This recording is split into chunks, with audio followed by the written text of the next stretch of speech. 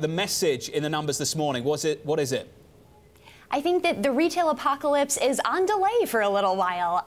Kohl's had a really strong quarter, and it wasn't just because of online growth. It was because their stores did well. They saw a positive increase in traffic to their stores, and this dovetails with what we saw out of Macy's and JCPenny last week. Department stores have been the most troubled corner of the retail industry, and even they managed to pull off a good holiday. That's a good sign for where retail is in 2018. Sarah, when you look at some of these companies, they're all kind of tied together. The wholesale business of some of these companies, some of the producers, some of the sports names are massive. That means they're dependent on the department stores dependent on them for the product they release. Can you untangle some of it and talk to me about who's got the clearer path this year?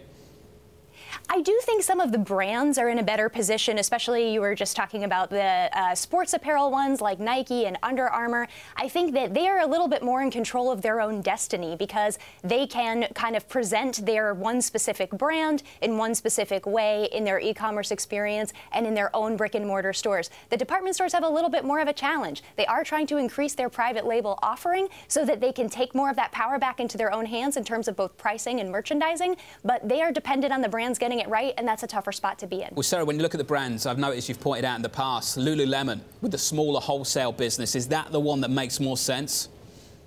Yeah, Lululemon's in a really strong position, and they've also done some really smart stuff in terms of product innovation and in terms of getting their supply chain in better shape. There was a period of time a couple of years ago when you'd go in there and encounter empty shelves. You're seeing less of that now, and you just look at, they hardly had to resort to any discounting this holiday season. And so that's a really good sign that their product is distinctive and is getting traction with consumers.